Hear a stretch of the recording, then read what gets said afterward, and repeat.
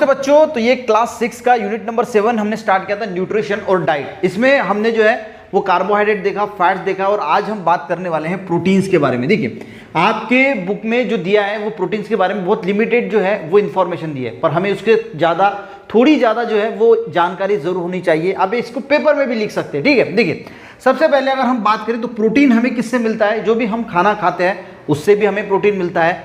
और आपने देखा होगा कि प्रोटीन के पाउडर वगैरह आते हैं, तो जो लोग बॉडी बिल्डिंग या मसल्स बनाते हैं तो मसल्स बनाने के लिए प्रोटीन की बहुत ज़रूरी होती है, और इसीलिए जो लोग बॉडी बिल्डिंग करते हैं वो प्रोटीन वगैरह का पाउडर वगैरह लेते हैं, ठीक है।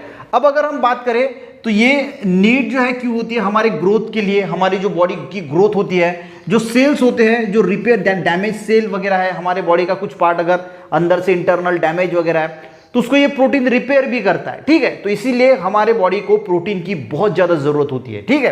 अब इसकी नीड कितनी होती है? डेली की नीड अगर हम बात करें तो अगर किसका वेट 100 kg है तो उसको डेली का 80 ग्राम प्रोटीन की ज़रूरत होती है। यानी जितना वेट है उसको जो है वो 0.8 से मल्टीप्लाई करना, और वो जो आंसर आएगा वो रहेगा उतने ग्राम में डेली की उसकी जो है वो प्रोटीन की रिक्वायरमेंट रहने वाली है। अब इसके सोर्स कौन कौन से हैं? तो आपकी इसमें दिखा है स्प्राउट्स, यानी जो अंकुरित वाले जो चीज़ें होती है, मिल्क है, मिल्क के बने हुए प्रोडक्ट है, मीट है, एग्स है, इससे हमें क्या मिलता है? इससे हमें बहुत सारा प्रोटीन जो है वो मिलता है। ये तो आपके बुक में दिया है। अब हमें इसके बारे में थोड़ी और जानकारी पता होनी चाहिए कि प्रोटीन जो होता है वो बनता किससे है। तो देखिए प्रोटीन जो बनता है वो आप ये सारी नोट जो है वो आपके बुक में अच्छी तरीके से लिख के रख दीजिए, क्योंकि आने वाले क्लासेस में फ्यूचर में आपको ये बहुत काम में आएगा। देखिए कार्बन, हाइड्रोजन, ऑक्सीजन, नाइट्रोजन से जो है वो बन के प्रोटीन मिला के बनता है, और कभी कभी इसमें फॉस्फेट भी होता है। समटाइम्स कभी कभी आपको ऐसा भी दिखेगा कि फॉस्फेट भी है, यानी जनरल होता है कार्बन, हाइड्रोजन, ऑक्सीजन और नाइट्रोजन। कभी कभी इसमें फॉस्फेट से भी ये प्रोटीन जो है वो मिला के बनता है, एक चेन होती है पूरी। देखिए इसकी डेफिनेशन की बात करें तो व्हेन 2 और मोर अमीनो एसिड। अब ये अमीनो एसिड क्या होता है इसके बारे में ज्यादा सोचना नहीं है, सिर्फ इतना ये वर्ड याद रखना है, अमीनो एसिड। यानी 2 या 2 से ज्यादा अगर अमीनो एसिड कंबाइन हो गए, ये अमीनो एसिड है, ये अमीनो एसिड है, ये अमीनो एसिड है, यानी हम प्रोटीन को क्या बोल सकते हैं? एक अमीनो एसिड की क्या है? चेन है। जैसे रेल का डब्बा होता है ना, एक रेल के डब्बे को दूसरा डब्बा, तीसरा डब्बा ऐसा कनेक्ट होता है, उसी प्रकार जब अमीनो एसिड एक दूसरे को कनेक्ट होते हैं तो उस चेन को हम क्या बोलते हैं? हम उसको बोलते हैं प्रोटीन।